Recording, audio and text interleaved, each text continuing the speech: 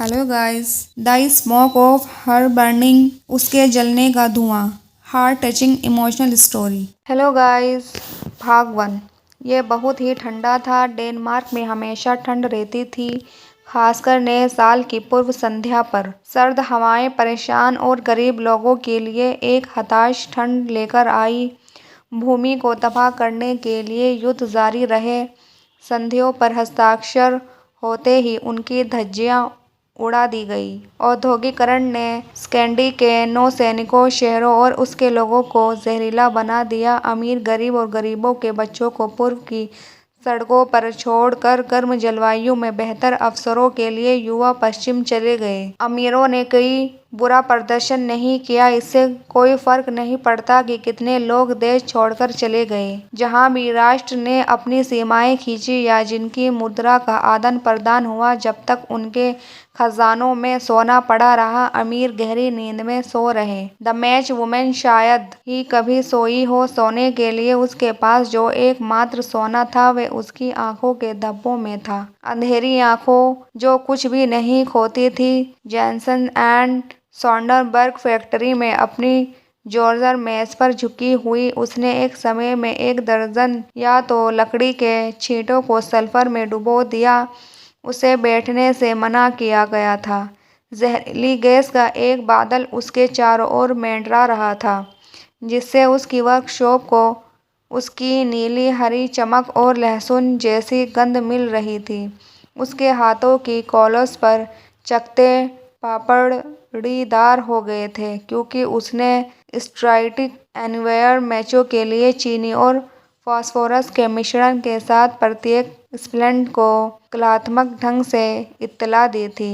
वे अत्यधिक लोकप्रिय थे और सड़कों पर अच्छी तरह से बिकने वाली एकमात्र किस्म थी। मैच वुमन अपने रुमाल में खांसी, इस बारे में चुप रहने के लिए सावधान। अगर मास्टर्स को पता होता कि वे बीमार है, तो वे उसे कोटा पूरा करने से पहले ही बर्खास्त कर देते।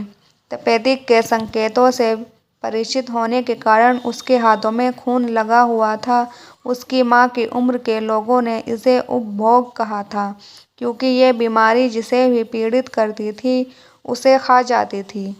इसने निश्चित रूप से उसकी माँ को थोड़ा थोड़ा करके खा लिया था। अपनी 12 घंटे की शिफ्ट के अंत में मैच वुमन ने अपने दर्द वाले जबड़े को एक पतले दुपट्टे में लपेटा, अपनी टोपी लगाई और घर चली गई। वे एक गली में पीछे हटने के लिए रुक गई।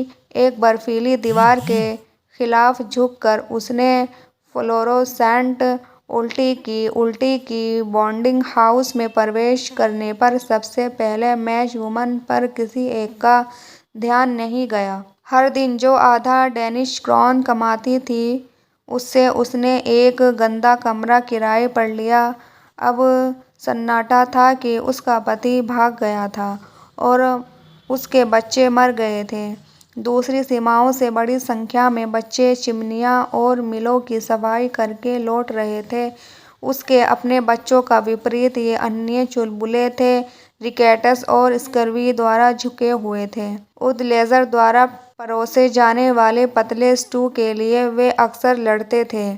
स्टू पनीदार था, लेकिन कम से कम गर्म था। वे क्या है? उडलेजर ने मैच वुमन के जबड़े की ओर इशारा करते हुए पूछा। मैच वुमन ने अपनी मकान मालिकिन के सवाल का जवाब नहीं दिया। फोसी केबे। उसने माचिस की तीली को और करीब से देखते हुए थूका। मेरे प्रतिष्ठान में मेरे पास जबरदस्त जबड़ा नहीं होगा। वाह, एक अन्य किरदार ने क्रॉस का चिन्ह बनाते हुए मैच वुमन से दूर जाते हुए कहा। अपना सामान उठाओ और बाहर निकालो। उदलेजर ने अपना कटोरा साफ करते हुए आदेश दिया।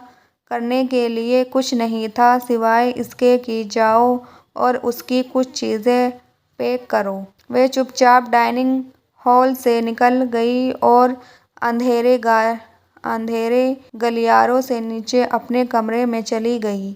उसने अपने पलंग के नीचे से अपनी माँ की छोटी सी सूंड निकाली, फिर उसने उसे पीछे धकेल दिया। वे पैक करने के लिए बहुत थक गई थी।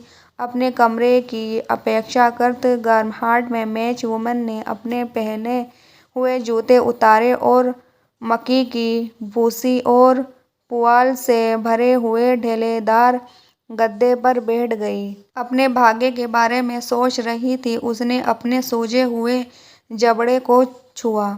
उसकी जीभ ने उसके कुछ बचे हुए दांतों को महसूस किया जो फास्फोरस के धुएं से ढीले हो गए थे। जैनसन एंड सोडरबर्ग में अपने वर्षों से वे जानती थी कि क्या उम्मीद करनी है।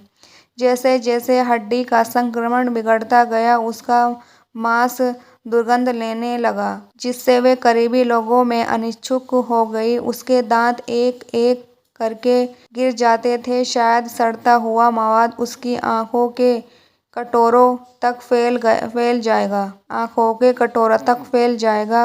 वे अंधी हो जाएगी। वे पर्याप्त सड़क भिखारियों को पार कर चुकी थी जो उसी भाग्य से पीड़ित थी। लड़कियां जो उससे बहुत छोटी थी। आखिरकार मैच वुमन को अपने जबड़े को पूरी तरह से हटाने के लिए सर्जन को भुगतान करने के लिए पैसों की आवश्यकता होगी। इसे संयुक्त में विभाजित करना और अलग अलग हिस्सों को अलग करना